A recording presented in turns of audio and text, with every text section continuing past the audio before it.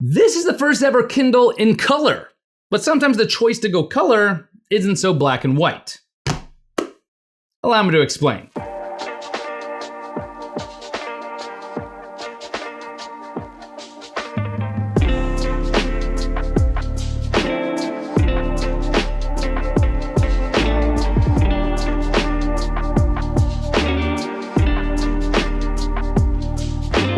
What's up, internet? I'm Brian MacDuff, aka BMAC, and welcome to another video. So yes, indeed, today we do have with me here the Amazon Kindle Colorsoft. This is the first ever Kindle in color. I've personally been waiting years for a color Kindle, and it is finally here, but was it worth the wait, and is it worth its price tag? That's what we're gonna find out. Without further ado, let's just get right into it here and start things out with the Kindle Colorsoft design and how this Kindle looks and feels when you're using it. The Kindle Colorsoft is actually gonna look and feel very much like your typical Kindle that you're probably already used to. You're getting the same Kindle slim form factor here with a matte finish and an anti-slip back, a waterproof design, along with curved edges that allow the Kindle to feel great when you're holding it in your hand. You'll notice that there aren't any other physical buttons here, so no page turn buttons on the Colorsoft this go around, if that's something you were hoping for. I did find some pretty cool third-party accessories to allow you to use the Colorsoft pretty easily, one-handed. I just love this little thing. If you're interested in these third-party accessories I found for the Kindle Colorsoft, check out the video description box below. All of this, of course, complete with a 7-inch anti-glare e-ink display, but the real star of the show, obviously being that the display is in color. The Kindle Colorsoft pulls off color in its display by actually adding an additional display layer that is capable of displaying color e-ink technology. But with this color e-ink technology being so new, this does mean that it's gonna come with some new features, of course, but also with some drawbacks and compromises. So with that in mind, let's dive into the new color display of the Kindle Colorsoft and break down exactly what the color Kindle experience is like when you're looking at it. As it relates to colors, I'm gonna tell you right away that the colors you're gonna be getting on the Kindle Colorsoft are not gonna be super vivid and super bright colors like you would get on your smartphone or your tablet. The colors are actually much more muted, very much like the kind of colors you'd probably expect to see on a printed newspaper, which makes sense when you consider the kind of reading that the Kindle experience is always aimed to deliver, which is gonna be a digital reading experience that still looks like, feels like, and reads like real paper. And in terms of tech specs, the color display layer actually only has a pixel density rating of 150 ppi, while the black and white display layer still sits at 300 ppi. In addition to that, it's important to know that the color display layer sits on top of the black and white display layer, which does lessen the overall perceived sharpness of the black and white layer. It almost adds a little bit of texture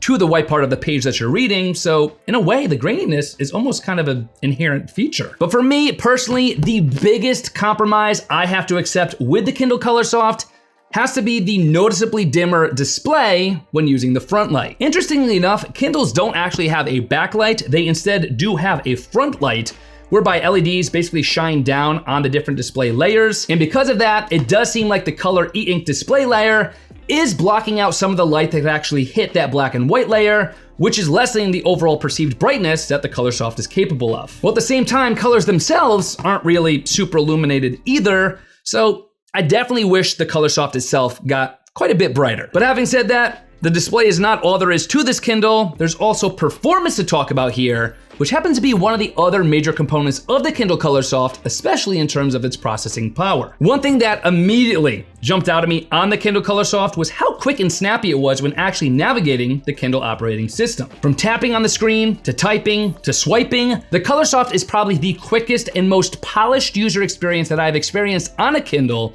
to date. Plus, it does come with Bluetooth connectivity, allowing you to listen to audiobooks right from your Kindle, and you can try that out for free with the Audible free trial. I'll leave a link to that in the video description box below. Now, I will say that if you want to zoom in and pan a lot on photos or in comics, unfortunately, that experience is not nearly as seamless as you probably would hope it would be. The Colorsoft will zoom in and pan very quickly on these photos or in comics, but the actual rendering of the colors is what seems to be a little laggy, and it seems to switch between apparently like a low resolution mode and a full resolution mode when you're done moving it around, and it flashes a lot and renders a lot through that process. It's just kind of clunky. For me, when the main use I have for a color display on a Kindle is for the colored pictures within the nonfiction books I'm reading, this isn't a huge issue because I don't really find myself pinching to zoom in or panning at all. But if you are a comic book reader hoping to be able to just quickly and easily and seamlessly zoom in and pan around on your different comic book pages, I think the experience for that here on the Kindle Colorsoft is going to be pretty subpar,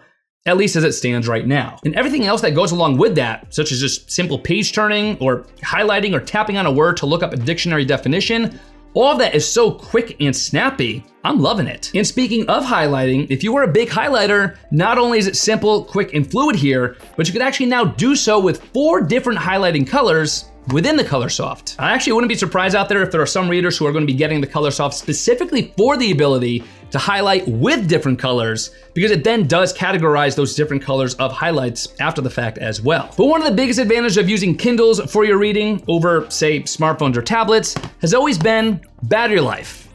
So how long could you actually expect the Kindle Colorsoft to last for your daily reading? Amazon is rating the Kindle Colorsoft of being capable of up to 8 weeks of battery life, but this is assuming 3 main key factors. Wi-Fi turned off, brightness set to level 13, which is about 50%, and then only 30 minutes of reading per day. If you're anything like me, you have Wi-Fi turned on your Kindle 24/7, you have brightness almost always set to the maximum, and you're reading upwards of an hour per day. One could assume because of that my battery is definitely not lasting 8 weeks, and you would be correct, but it actually does last a little bit longer than I thought it was going to. I've had the Kindle Colorsoft for about 3 weeks now, and I've been using it pretty extensively, daily, and I only remember having to charge this thing once so far. So even though the battery isn't likely going to last you a full 8 weeks, it's still a pretty good battery life performance here that I was not expecting to get in this first generation of a color Kindle, so I'm happy with the battery life. But with all this having been said, here are my final thoughts on the new Kindle Colorsoft